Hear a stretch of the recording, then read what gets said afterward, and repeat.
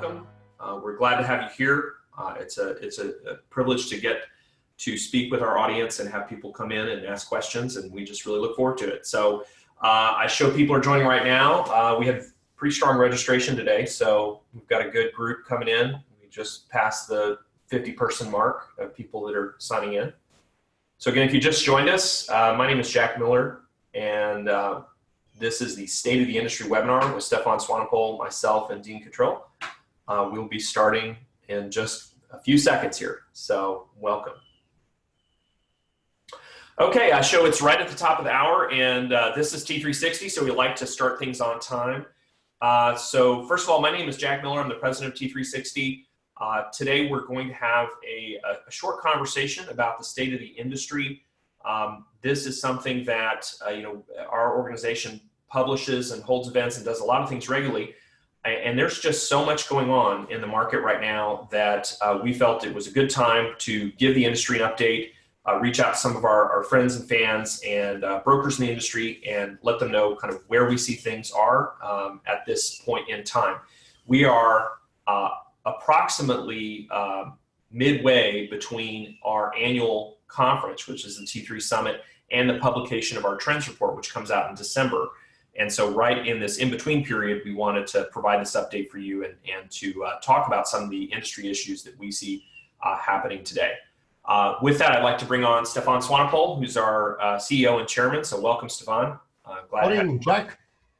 Awesome. And I'd also like to bring on Dean Cottrill, who is the president of our brokerage division. Hey, Jack. Excellent. So welcome, gentlemen. We're glad to have you here. Just quickly, a little housekeeping at the beginning. We are recording this. If you registered and signed up, you'll get a follow-up email with the recording. And we will be taking some questions at the end if we have time. So if you've got questions during the call, you can put them in the chat. There's also a Q&A box that's part of the Zoom meeting toolbar. You can reach on that and click onto that, and that will allow you to ask questions during the webinar. So we have 4 topics we're going to talk about today, and we're going to move through them pretty quickly. First topic, we're going to talk about the notable changes in the 2019 Mega 1000 report. A little bit of this is a review. The report came out in May, and I wanted to give Stefan a little bit of time to talk about those changes and to give us his perspective on what's changed, what's moved around in the brokerage industry based on that report. And then we'll talk to Dean a little bit about that as well. So Stefan, talk to us a little bit about the Mega 1000 this year and what your perspective is on what's changed in the industry. Wow, Jack, you're asking me to cover a 180-page report in what, a minute? It's gonna be well, the attention span of our audience. It's going to be tough, especially if I start throwing out some numbers here. But I mean, we've been tracking, the industry has been tracking brokerage companies for a long time. What makes the Mega 1000, I think, more special than any other report, or more exciting and more fascinating, is the fact that we don't just track brokerage companies, but we also track franchisors and holding companies. And why that's important is because you cannot look at our beloved industry and only look at one slither. There's no question that brokerage companies are important, but with the changing structure of companies, whether they be the new Compasses or the EXP or the more traditional Realities or Keller Williams or Remaxes or the Berkshire Hathaways. I mean, there are so many, and they all have different structures. So it's important to have multiple lists because we are trying very hard to make it an apples and apples comparison. If you have one list, then it's not really fair sometimes when you do a comparison. So let's look at all 3 lists just very quickly. And remember, the Mega 1000 has 1,000 companies on it. So we can't cover 1,000. If I'm going to cover, I don't know, the top 5 or 6, that's just it's a drop in the bucket. And it's not important, Jack. You must tell your people, Dean, guys, you must tell people, it's not about who's number 1. It's not most important. The list's purpose is to gather information about our market. And Dean's a financial guy. Dean knows how important data is. And this is what T3 gets together. So this list is not about who's number 1. It's about gathering information about the market in its totality and the companies that play in that, so that you, the broker in the country, can better use that market intelligence for themselves. So number 1 for the last 20 years, since anybody's been really ranking brokerage companies of any significance, is still NRT. And we know that NRT is part of Realogy, and I know not many people believe that Realogy is struggling at the moment. But despite all of that, NRT still remains the undisputed #1 brokerage company in the country. Now, it is probably undergoing constant struggles and changes and adaptations and re-engineering, and we might see some new structures emerge from Realogy next year as they are restructuring the company. But the organization as we know it today, NRT, that basically owns and operates the majority of very large co-op banker companies in the country, is still the largest brokerage in the country by a huge margin. Its sales volume for 2018 was 176 billion. They were about 45 billion or so ahead of Home Services of America, which was at 135 billion. So those numbers are off the chart. Now Compass has been climbing fast, and Compass is doing exceptionally well with some interesting acquisitions. But last year, meaning 2018 now, the last audited full financial year, which we have the numbers for, we're busy with 2019, Compass was at 45 billion. Now, super impressive to make the top 3 after such a very short period of time. But do understand that 45 billion is still a long way away from 175 billion. So although Compass is climbing, there is no path for them to surpass Berkshire Hathaway or Realogy, or I say Realogy, I mean NRT, the subsidiary of Realogy, in the foreseeable future. Even if they were to buy another 1 or 2 or 3 companies, the gap at the moment is still just too large. But what makes it super interesting, Jack, here's the part that I think you were alluding to, is that there are now three, what we would call new players, new business models, innovators, disruptors, call it what you like. But both Compass, Redfin, and EXP popped into the top 6 this year. So that means that if you look at the other 3, which are the non-new ones, which is the NRT, the Berkshire Hathaway, the Home Services of America one, and then the Douglas Elliman, those 3 are more, let's say, traditional, more conventional, the historic in the market, and the other 3 are the new innovative models. So now the top 6 is half and half new. Now we've never, ever had that in rankings at all, that new companies are able to get to the top of a ranking schedule so quickly. And by quickly, I mean 5, 6, 7 years from a cold start to a top 6 ranking. That is super impressive and clearly an indication of things to happen. I think Compass will climb in sales volume this year, 2019. Of course, the numbers are not done yet because the year isn't finished. I don't think that they are going to change their ranking. I think they will still remain #3. Interesting probably is going to be that I think that EXP might go from #6 to #4. So if you just look at their growth and the number of agents that they've added and the sales volume and the growth of the company, there's a strong chance that they're going to move up, probably past Elliman and most likely even past Redfin. So that's exciting. On the franchise side, Keller Williams still remains at the top of the pile, followed closely by Remax. And at the top of the holding company side, Realogy is still way ahead of anybody else. So Realogy at over 511 billion is at the moment the 800-pound gorilla in our industry and should be respected. Yes, some restructuring, that is always to be expected from the company that is #1, the guy who's got the most toys, the most to lose. So they are also the slowest to move, but that does not mean that they can't move and won't move. We've recently heard about their relationship with Amazon changing. We've heard about new management changes coming down the pike. We know that there are some company structures coming down the pike. We know they are busy with 2 or 3 other big initiatives that we've been privileged to, which we can't talk about, but that will be coming up between now and the end of the year. So to write them off would be absolutely a mistake. Too early to do that. Very good. So Dean, I know you and I went through and did some analysis of the Mega 1000 to help make it applicable to kind of the average broker. Why don't you talk to me a little bit about your perspective of what's going on in the Mega 1000 and kind of what we've learned. And I have some comments on that as well. So talk to us a little bit about the list, the perspective on the list from where you are.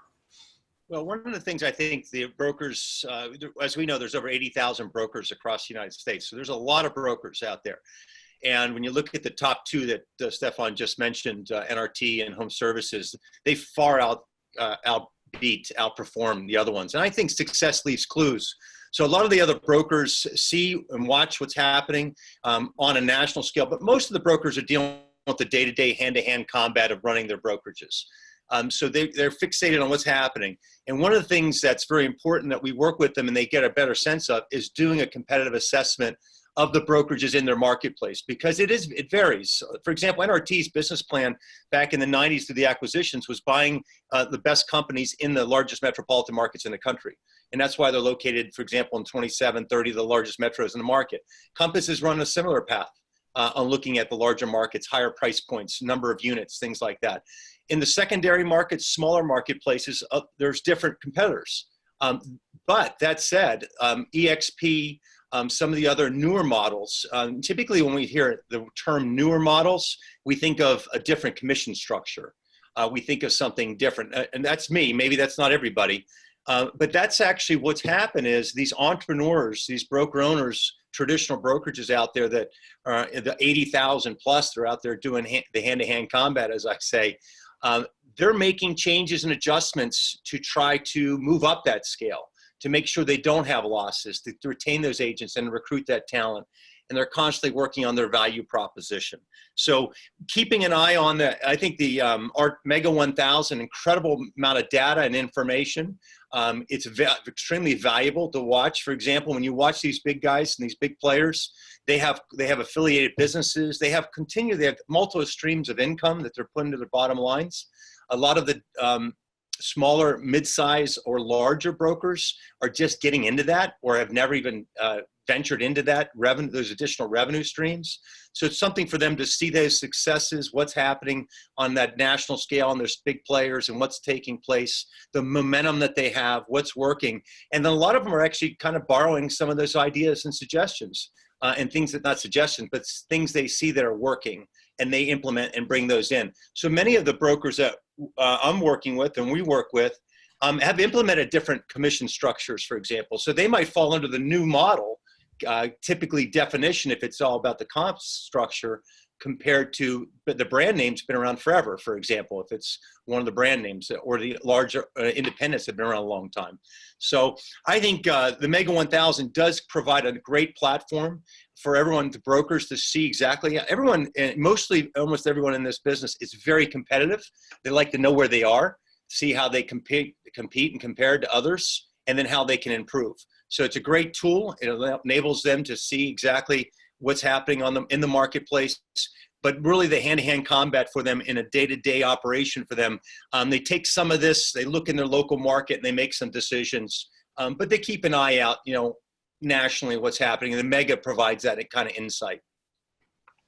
Jack, I'm gonna supplement something that Dean said. I do think that often the compensation structure is an indicator of a new model. I think Dean's correct with that. But I'd like the audience to also know that it's not only just commission structure. When we often refer to new models, we basically refer to any significant alteration or variance of a company's strategy or operational structure, of course, including a commission structure. But you would say that Compass is a new model, though you would say, well, it looks like an old model, and it looks like the old company, but they have a new funding structure. They have raised money, which is not what a traditional company has done. You might say EXP has a more traditional financial model, but they're more virtual. And you might say a flat fee model is now different. It's more traditional on the company side, but it's different from the financial side. So a new model can be in many different levels. And I know that many of our people, especially on Facebook or Twitter, have frequently said to me, yeah, but it looks like a duck and it quacks like a duck. Isn't this another duck? Yeah, it's a fine line to where something is new or not new, whether it's disruptive or not disruptive, whether it's innovative or not innovative. We shouldn't play with words, and I need them to understand that T3 does not like it when the media or bloggers are trying to pick a whole argument apart because of one single interpretation of one word. It's not about one word. What we mean is that there is a large number of relatively new companies that have popped up in the last 5 to 10 years that are doing things on a significantly different way than what we have for the majority of companies in the last 20, 30, 40, 50 years. And that they are in many cases using tactics, strategies, good, bad, otherwise, technology, funding, compensation, and to try and win, steal, disrupt, do whatever they can, which is, of course, that's the American dream, right? As Dean correctly said, we're an entrepreneurial business and our industry loves being winners. So, the agents are competitive, the brokers are competitive, and of course, the franchises are competitive too. Very good, very good. Okay, let's move on to our next topic. So the next topic that we're seeing a lot being written about, it's made a lot of noise in the industry. We have lots of people saying it's not going to work, it is going to work. You don't know what's coming, we do know what's coming, you wait for the downturn, all that kind of stuff is the iBuyer or the direct purchase, direct buy company, right? So this one is, it seems, Stefan, that it's in almost every conversation we're having to some extent with brokers because of how much is going on in that space. Talk to us a little bit about your kind of strategic interpretation of the iBuyer phenomena, and what should we be thinking about when we look at iBuyers? Why the hell are we so damn paranoid? Right? We get so paranoid when we read something in the daily news. Now, don't for one second ever think that I'm not somebody who cares about change in the future and I'm not looking at future items, because if one person has written about change in the industry, it's me, right? I have outwritten every single person with 45 books against my name. So I love change, right? I love the new stuff. I want to do it. I want to look at it. But give it its due. Don't take every single little small thing that you read about and turn it into the doomsday prophet or the dragon with 1,000 heads that's going to gobble up everything in the industry. We have seen franchising come into our industry. We've seen the 100% concept come into our industry. We've seen teams come into our industry. We've seen fixed fees and flat fees come into our industry. We've seen the roll-up and the consolidation model come into our industry. Those were all and still are good, great models. And in many, many, many, many cases, they all grew from a nothing market share, because it was relatively new when it came out, or it was new. And it grew to, I don't know, 5%, 10%, 15%, 20%. I mean, it grew to a certain percentage of market share. And then the market fought back. The market resisted, the market adapted, the market changed, the market themselves innovated. Now, it is hard for a traditionalist to innovate, but it is not impossible. It doesn't mean it's not going to happen. So the ones which lose, you don't lose because you're a traditionalist. You lose because you don't change. You lose because you don't learn. You lose because you don't try. You lose because you don't move forward. It's got nothing to do with your model, and nothing that comes out in a new model, whether it's iBuyer or anything else, means that you can't adapt pieces of it. It's not freaking exclusive. Who said that only one company can have that concept? So the same way that let's use Remax as a great example. Great company. When it started in the 70s, the market said it would never work. They resisted it. Then they badmouthed it. Then they spoke against it. And 10 years later, everybody come up with adapted commission plans and sliding plans and 80-20 and 70-30 and kickbacks and here. I mean, so the market adapted. Now, we adapted too slowly. We were stubborn. And yes, we as brokers and agents are very stubborn, but we did change. And those that changed were able to compete against Remax efficiently.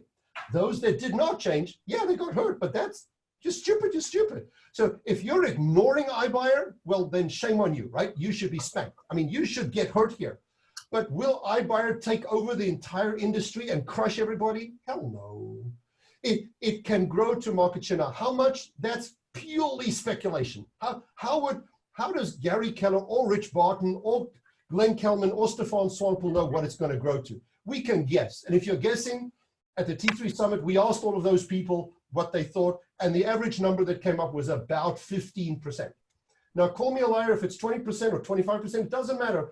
Nobody said 80, 90, 100%. Nobody said it's going to take over. Everybody said it's a subset of the market. It appeals to a certain percentage. Now, whether you want to say that that's old people, young people, Gen X people, people who want to move fast, people that are in big cities and smaller cities, people that are in the average market, people that are on track homes, yes, we will slice it up. And in this year's Trends Report, we are dedicating an entire chapter to the analysis of iBuyer. We have looked at from every way to Sunday, right? So we're going to give you all of that data in the report. But at the end of the day, it is still merely an analysis of what we think it's going to do. Look for it, understand it, read it, go to the Fellows Program, read the Trends Report, go to the Summit, read Inman. It doesn't matter, right? Make yourself more knowledgeable about the stuff. But don't fear it. Don't be scared of it. Very good. I love seeing your passion, Stefan, about keeping people from being in fear and to move into change as opposed to resisting it. So, Dean, I know you talk to a lot of brokers that go through our fellows program. They're in consulting with us. How do you see them moving around iBuyers? What's happening? What's happening with the broker on the street? How are they responding, or how should they respond? Yeah, and first off, I got to say, I do love Stefan and his passion, and I completely agree with everything you just said. I think iBuyer did a wonderful job. They saw a friction point in the transaction, and they said, you know what, there's something there. And then you have the people, you have some brokers out there that say, you know what, this is the next shiny penny. It's the old guaranteed sale program, and wait until a down market, and it's going to flop, or they're going to have challenges. And the problem with brokers with that mindset is they're in concrete. They're sitting there and they're not open to change, to Stefan's point that he made very well. And that's the thing. This is something I foresee, I think, and we can't predict the future, but I feel that it is a friction point, and the consumers and with what's going on, that a lot of brokers see there is something there. In the competitive landscape, there are a percentage of consumers that are interested in going this direction. Whether your brokerage wants to offer it or not is something that is up to you as the broker owner to make those entrepreneurial decisions. I think the wise, prudent person, broker owner, is making the decision to come up with something to fill that void, or to be there and say, we do have this product offering. One of the things that was mentioned at the summit is it's a great lead generator. It actually brings in a lot of inquiries. A lot of people are inquiring about this product. Whether they use it or not is another story. But it actually brings even more inquiries and more information, more people reaching out to the people that are providing this as an option.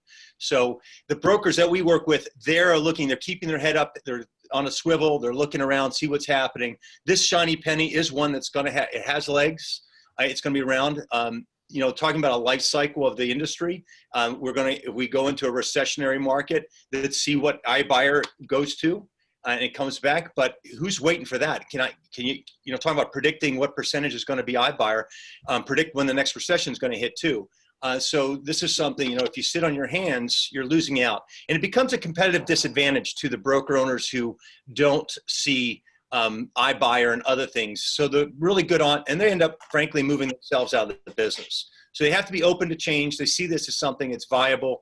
And the ones that we're working with see, and they're bringing, whether it's an investor pool they bring on to create their own iBuyer program, whether it's partnering with a third party out there that is somebody who provides some type of purchase option like this, they're just creating options which creates a value for another value added benefit to their agents with their organizations. Yeah, there are definitely ways to move with this. I mean, we've seen programs like Zavvy, Cloud CMA now has an iBuyer built into their CMA offering. So there's definitely ways to move with it where you don't have to be Zillow, you don't have to be Open Door, you don't have to be one of these companies in order to move with this trend and to respond to it. So great comments from both of you about the iBuyer and kind of how to think about it. Next topic I wanted to move to is we have seen in just a huge investment in technology by a number of the large brokerage companies. And whether this is, Gary Keller's pledge to spend $1 billion building technology for Keller Williams, Compass's acquisition recently of Contactually and their emphasis on development and investing in technology, EXP buying their virtual world provider Verbella and having that as their kind of a base for their operations. Remax just recently rolling out Booge after about a 2.5-year incubation period after that acquisition, and leading all the way back to Realogy and the purchase of Zip Realty and the development of the Zap platform. So let's talk a little bit about our perspective on tech. So Stefan, talk to me about the technology arms race in brokerage. What's your strategic perspective on it? How do we think about it? Whether real estate or otherwise, all companies have over the last, 3, 4, 5, 6, 7 decades, gradually, decade after decade, found that technology enables them to do more, do it faster, in many cases do it cheaper, leverage, obtain scale, go global, and hopefully through that build a bigger, and hopefully through that a more efficient business. There is no reason on God's earth why real estate would be excluded from that global drive, right? We are as much part of that global technology wake-up call or innovation that exists as anybody else. So, and we've had technology. Technology is not new at the moment. I mean, we like to refer to ERA that rolled out the fax machine in 1972, but we've had Top Producer, we've had Realtor.com, we've had many, many technology products. Now, it is, however, true that in the current stage, this is the 9th stage of business cycle for the residential real estate industry from a business point of view, which we depict in all of our previous trends reports. So going through the 9th stage, which is roughly about a 14-year cycle, you'll see that we started in 2012 and we went for about 5 years through what we would call an early stage disruption. And that means that during that period of time, and a disproportionate amount of predominantly technology-based innovative companies and brokerage companies really got traction.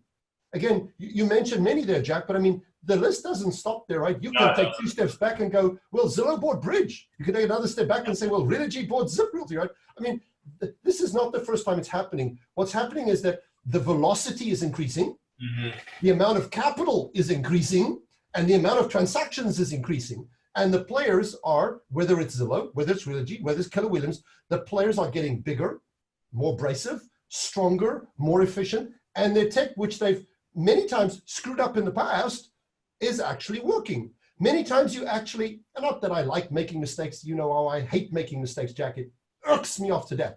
But making mistakes means that you at least tried. And if you tried to do something, that means you were trying to take a step forward.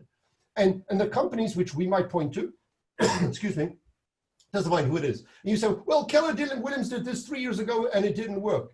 They tried 3 years ago, and from that experience, they learned a lot. They built a department. They've gone from, you know, most brokers use their next door neighbor's son to create a website.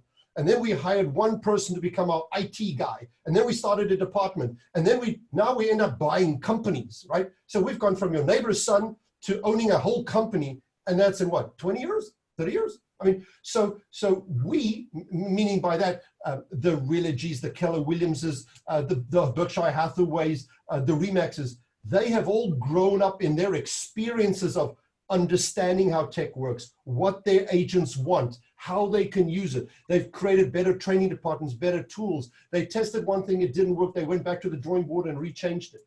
So when somebody like a Keller Williams says he's going to spend $1 billion and everybody gets enamored with the billion and says, he'll never do it, or he can't do it, or it's too much money, or where's it going to come from? Guys, you're all missing the point. It's not that he's going to spend $1 billion. It's the fact that there is a industry leader of a significant large company that is committed to do what it takes to get that aspect, meaning technology, to work within his organization. And knowing Gary Keller, he will try almost anything until he finds the right solution. It's that kind of can-do, entrepreneurial, visionary attitude that is going to create Keller Williams to continue to be a winner. And any other company that has the same attitude, it's not exclusively to Gary. Gary's just a very visionary, very forceful person. But any other brokerage company that says, I am committed, I am going to invest, I am going to learn, I am going to spend, I am going to try, I am going to test, I am going to innovate, you'll be on the same track. Technology is super important. We've gone through the early stage adoption, which was 2012 to 2017. We then went through gradually and suddenly, which was last year at the T3 Summit, 2018 to 2019. We are now going into the transformation years.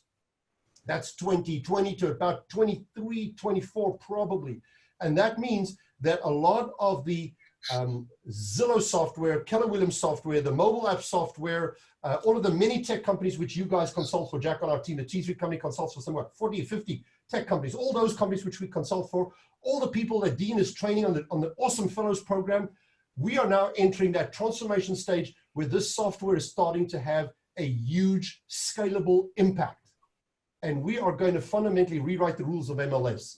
We are going to rewrite the rules of what it means to cradle to grave. We are going to rewrite the rules what it means to have one-stop shopping. We're going to rewrite the rules that it means to have a client for life. We're going to rewrite the rules what it means to do an online transaction. Now, before we said an online transaction is DocuSign. Yeah, that's one little small part. There's so many more pieces. Those pieces are now ultimately, at long last, coming together everywhere. Jack, that's why you're busy as our head of our consulting division. We have so much work because people realize I have to now run fast. I have to move fast. And it's hard. Damn, it's hard. It is hard to run at the pace. Not that the entire industry is running. Most of the industry is standing still. They're still asleep. But there are companies in the industry that are not waiting for anybody, and they are running. And if Zillow runs, boy, it's going to be hard to catch up. If Keller Williams runs, if Realogy runs, if, I don't know, HomeSmart or Realty One or Redfin, if they run, boy, it's going to be hard to catch up. So my strong recommendation is take technology serious. Don't think that it is the silver bullet that will solve all problems, but understand that it is the best tool. If found correctly, adapted correctly, used correctly, it is the best tool you will ever have to help you improve. Dean loves finances. It'll help you improve the finances of your company once you get through the capital investiture of buying the damn stuff, because you've got to invest first before you can grow. But it's cool. I love it. And I'm not even a technology guy. Dean, what do you think? What are you seeing from the brokers we're working with in the Fellows program or that you're consulting with? What's their perspective? A lot of them don't have a tech background. So that's something, they're in this business, people business, as we've heard for many years, people business, belly to belly, and technology is huge, as we know. And these organizations who are investing all this time and money, I kind of equate it in an analogy as a wake. These huge ocean liners going through, like a Keller Williams, for example, and Gary Keller, and this investment and all these other organizations are going out. They're spending time and money. They're creating momentum. They own these organizations. That said, a lot of the other 80,000 brokers don't own their own company, tech company. They don't have, a department. They might have one or two people, if that. Or a smaller organization, depending on the size of them. So utilizing third-party companies, understanding what they provide, how to integrate multiple different technologies that provide a whole landscape of support to their agents is extremely important to stay on top of it, something that interact. Agents hate passwords. So if you have to log in 12 times to 12 different programs to get something, they don't, as we all know, won't access, they won't use. You pay for something you get no benefit from then. So the brokers are keeping their head around. The smart ones, the ones that are prudent, are understanding the importance of technology, as Stefan really adequately and eloquently stated. That's something that you have to have the ability, and again, not being a tech person, they need to get somebody who's a tech person who knows the business and how can integrate a landscape of different providers, or a provider who can provide multiple levels of support to the agents that they can incorporate, and it can grow with the organization. Some of these, like Keller Williams and Gary, as he's running down this road, I use him as an example, Stefan brought him up, having the transaction from the beginning to the end and every step in between run by the organization, that's something that's big. And I think also, if they're running like they're running and you're standing still, which a lot of brokers are, a lot of standing still, they're waiting for someone to fall down on their face and say, I knew that wasn't going to work. But where they're falling down on their face, if they do fall down, they're a lot further down this path than where this person's standing. And they're attracting. And frankly, part of leadership too, and attracting talent, is being a really dynamic leader. People want to be around leaders. They're just magnetic. And so someone who's got a passion, is driven, will attract talent. And that talent is going to help attract other talent, meaning sales associates, things like that. So having a cause, whether you go left or right, is beneficial. If you're standing still, that's not the right decision. I want to talk about talent. Talk about talent, Stefan. Dean spoke about talent. I'm not a technology guy, right? I mean, I'm passionate about technology. I think I understand the broad concept and its application, but I'm not a technologist by any stretch. But Jack, I drew you to our company. Yes, you did. And what I'm trying to say to the people here on the call, guys, T3 has already done exactly what Dean's just said. We've assembled some great technology minds. I mean, Jack used to be one of the key guys on the Keller Williams technology team. Then we've got people like Travis, who used to be one of the key guys on the Real Trends technology team. Then we have Mark Leswing, who was the chief technology officer of NAR's technology team. Then we have Jonathan Peterson, who was part of the Loneworth technology team. And they were all seniors. I mean, they were either SVPs or chief operating officers or presidents or whatever you want to call them, CIOs or CTOs. I mean, they weren't just like, they were just a tech person. They were, in most cases, the tech person. So just within our small organization, we've already brought together four, and I would argue of the 10 or 20 best technology minds in the industry under one spot. So if people, the ones that Dean are referring to, are struggling with tech, we get it. We get it. I mean, many brokers are salespeople by their nature, by their passion. Knock on Jack's door. Knock on Jack's door. This guy's a propeller head like you can't believe, right? He's a well, and we have not done. I will fess up. I think we've not done a good job of making sure that brokers know. We typically look at brokers' technology, stack, all the tools they use. We do that as a regular exercise for usually 2 or 3 brokers a month. And we've never sent an email about it, Stefan. We've never done the outreach because we've been so busy doing it. But it is something that we now have more staff to do. So if you do want us to look at your technology and evaluate it and help create a roadmap, that's absolutely something we're doing all day long. You showed me that freaking roadmap just the other day. What was it, 73 or what, 76? 78. 70 little. You had dissected the real estate brokerage company in all of their components, and you said, let's look at every function that Dean's identified, and let's see, is there a piece of technology available to be able to do that? And you came up with this massive freaking thing, which Tina's printed out and put on the wall here in the boardroom, 78 little buttons and pieces. Man, if that blows my mind, and my mind's pretty cool, you'll blow all the brokers' mind away. They should all see that thing. It's super valuable to do that analysis, so you know what you have, what you don't have, what the tools that you currently have, what they provide, how many of those things they tick off, and how they're all working together. So that's great, and we need to tell people more about that. That's something we can help with. So that's a big investment, Frank. That's a big investment that you get a return on like that. Yeah. Because right now you could be a lot of time and money and energy losing agents because you don't have this understanding. So I completely agree with that. So get an outside perspective. It's useful. Last topic I wanted to talk about before we get into a little bit about how we're working with some of the companies we're working with is there are some big moves happening right now in the platform space. And we just saw Inside Real Estate just changed out its capital backer. They've been backed by a private equity company the whole time they've operated. They just went and got a much larger capital partner, Level Minic, to help them do acquisitions and build a bigger, more powerful platform. MoxieWorks, there's a press release. I think there's a press release in my inbox right now about additional capabilities they're adding to their platform. They're powering the leading RE cloud. They've already got some very large brokerages that are working with them. Real Estate Webmasters has gone after some enterprise-sized big contracts recently and is expanding their reach. Delta Media Group has reinvested and built out more technology capability. Property Base, which acquired Boston Logic, has been building out their hub. And what we're seeing is these companies moving around, and they're getting bigger and bigger and bigger, so that they provide such a broad base of technology.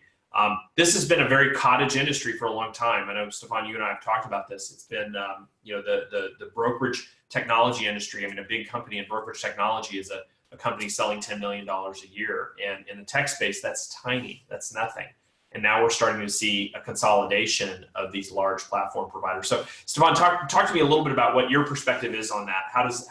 What does that mean to the brokerage community?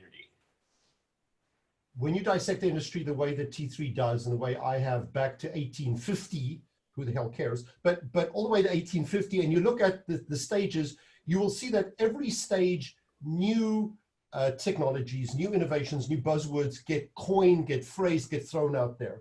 So you mentioned some of them before, but I mean, Web 2.0, social media, the cloud, virtual reality, augmented artificial intelligence, now the platform. So and the words themselves are not important.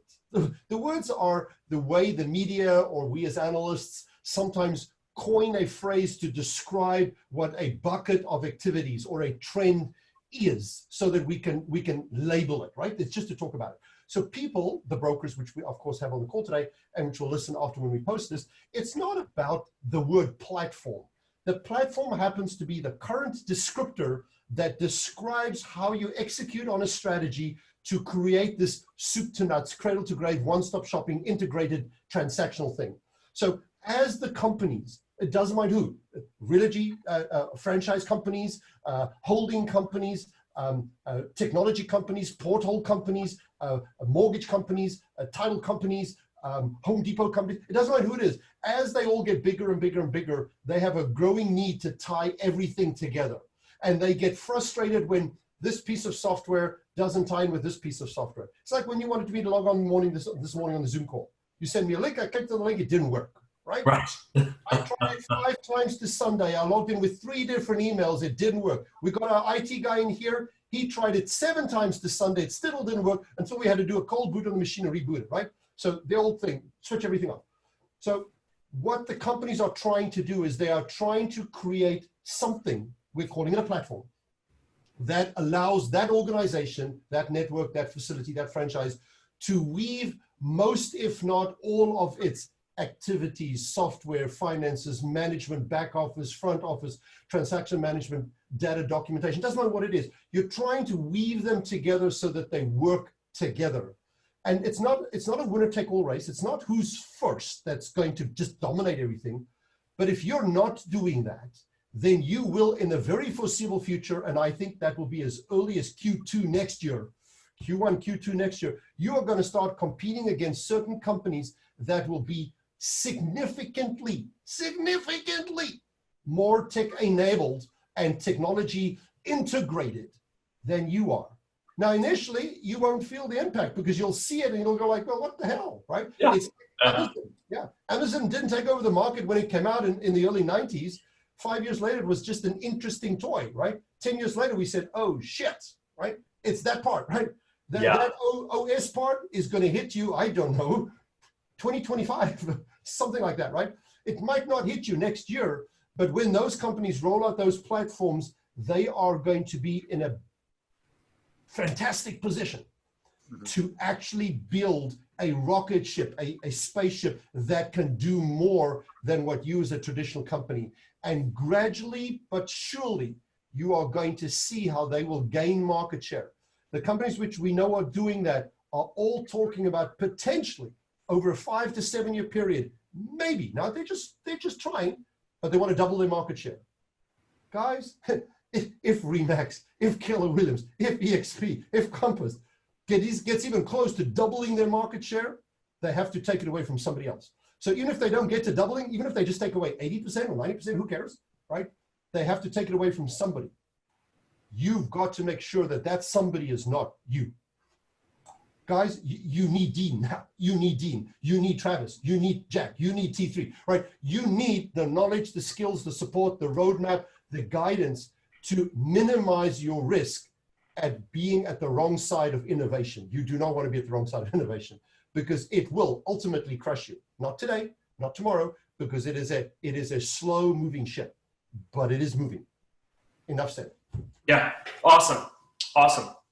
So last bit I want to talk about before we wrap up the call is that we've been running a program for 4 years now for helping brokers focus on re-innovating, redeveloping, redesigning their businesses. And Stefan, you and I started this not too long after we got in business together.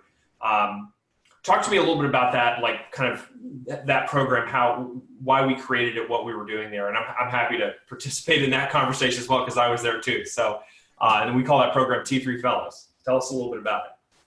I am a huge fan of not reinventing the wheel. I am a huge fan from not stumping my toe against the same rock a second and a third time. I hate screwing up. I mean, I just absolutely hate screwing up. And I hate doing things a second or a third time.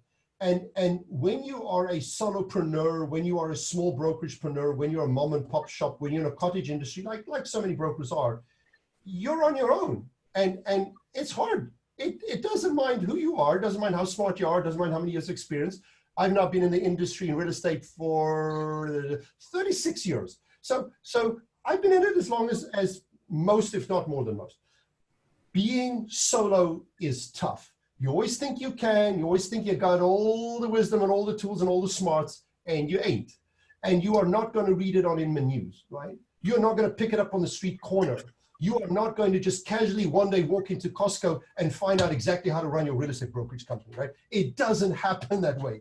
You have to talk to people that have either done it before, walked the path, studied it, analyzed it, or know what you're talking about, so that you can get an opportunity to brainstorm, to think tank, to mastermind, to interact, to actually go through the logic and debate something. You want somebody to say to you, I did this, or I saw how this was done when I was here and here and here and here and here. I've analyzed it. I've benchmarked it.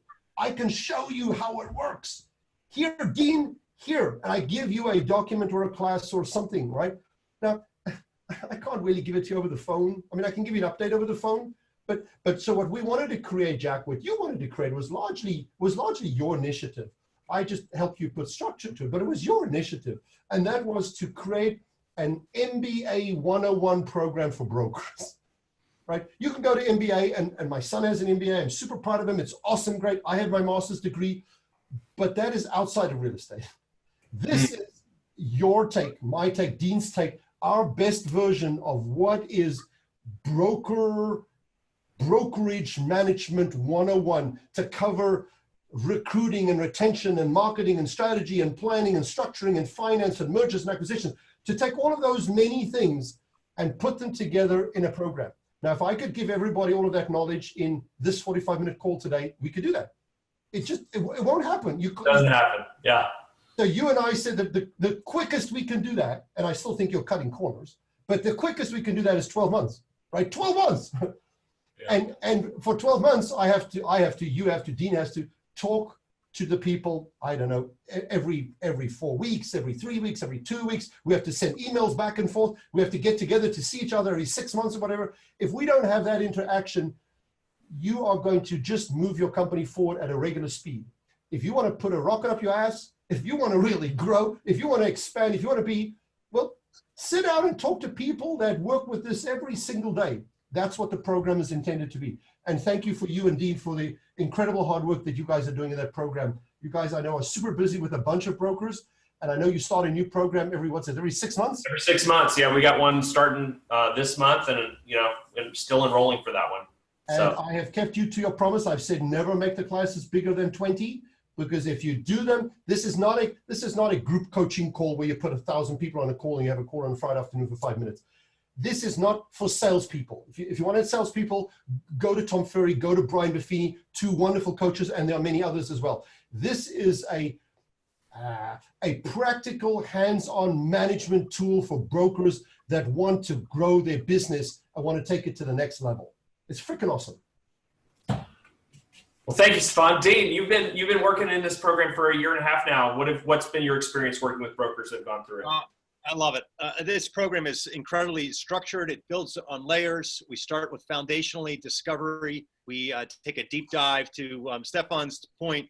I love the language, put a rocket up your butt, put a rocket up your ass, and it takes you off, because it's really like, we kind of use the analogy, Jack, you and I, on the Mayo Clinic, kind of full physical. The idea of having multiple doctors who have experts in their field evaluate you and your body and what's going on health-wise for you and give you a report. That's what we do through the Fellows program, and that's first module. That's the discovery module. Yeah, that's month one. Month one. That's one of 10 modules, and we have the 2 retreats 6 months apart where we spend 2 full days together. We brainstorm with your peers. We have masterminds. We do benchmarking on how you compare in 33 key business areas on your profit and loss and your business. We talk about best practices, all the information and knowledge that we have compiled over the years. It's fun. It's basically something we've been focused on. We stay focused on this. So we enable to move brokers and large teams, because we have teams that actually very large teams that come into the program as well that want to grow as well. And they just take off because we enable them, give them information. Brokers who feel like they're in a dark room, they don't know where to go next. Do I make a left? Do I make a right? Like we're talking about, whether it's technology, whether it's, do I open a second location? How do I go about doing that? Things like all these questions have answers. And there are people who have done this before, who have had experiences. I have fallen down in decisions like that. I've learned a lot. So I'd rather not have you fall down and go through that process yourself. For sure. And that's what the program does. Jack, the fact that Dean just now said Mayo Clinic, I had no idea he was going to say Mayo Clinic. So I want to show you that we practice what we preach. I go to the Mayo Clinic. I go every year. My next one is scheduled for December. And it is, there isn't a Mayo Clinic in California where our offices are at the moment. I have to fly to Phoenix. So I even have to incur an airplane cost and accommodation at a hotel. And that Mayo Clinic is a day and a half. And boy, they poke me from all sides to Sunday. I mean, they measure, track everything. And I don't think it's the funnest day of my life, but I walk away there with a report card on my body, right? And they tell me what's wrong and what's bad. And when I walk away and they give me a clean bill of health like they did last year, they said, boy, there's nothing wrong with you. You're going to live another 40 years. You might celebrate your 100th birthday, right? It feels good because I can now go back home knowing that I can keep on eating junk food and drinking wine, right? So I'm okay. I'm healthy.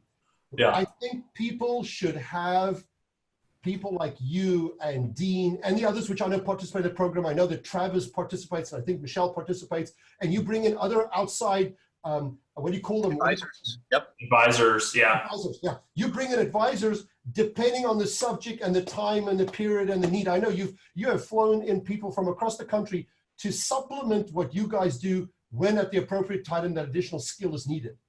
You can't get that concentrated focus on real estate. And of course, us being the researchers at T360, the class, of course, now get basically, theoretically, unlimited access to T360 while they're part of the program, which means they get all these reports, they get the Trends Report, they get our white papers, they get our case studies, they get the Mega 1000, we explain it to them. And every now and then, if you turn my arm hard enough, I come to the class as well, and I spend a day with them too, which is also super cool. So, cool class. Yeah, yeah. So thank you for the perspective on that. If you have listened to this webinar and it was valuable for you and you're interested in that program, go to t3fellows.com. There's a whole set of material there and an application. I'd encourage you, if you think you want to work with our team, go complete an application. We'll review it. We'll tell you what your next best move is, whether it's with us or something else. There's a benefit to just doing the application. We'll learn a little bit more about your business and see if we can help you. So I just want to wrap up with thanking Stefan and Dean for bringing us this industry update. We hit a lot of big topics today. We talked about tech. We talked about iBuyers. We talked about the rankings in the Mega 1000. And we talked about how to think about where the industry's going if you are building or developing a brokerage or franchise or any kind of business in today's dynamic real estate environment. So again, thanks, gentlemen, for being our subjects today and being our experts. And I think we all learned a lot from it. And if you attended, thank you for taking time out of your day to learn more about the industry and where it's going and where it's headed, and to invest in yourself, because that is the best investment you can make, is in your own knowledge and mastery of your career and your profession. So thank you for taking the time. We value you, and we look forward to seeing you at future online and big events like the T3 Summit. Yeah, we Thanks, wish Jack. everybody the best. Thanks, Stefan. Thanks, Jack. Guys. Thanks so much. Bye now. Guys. Bye-bye.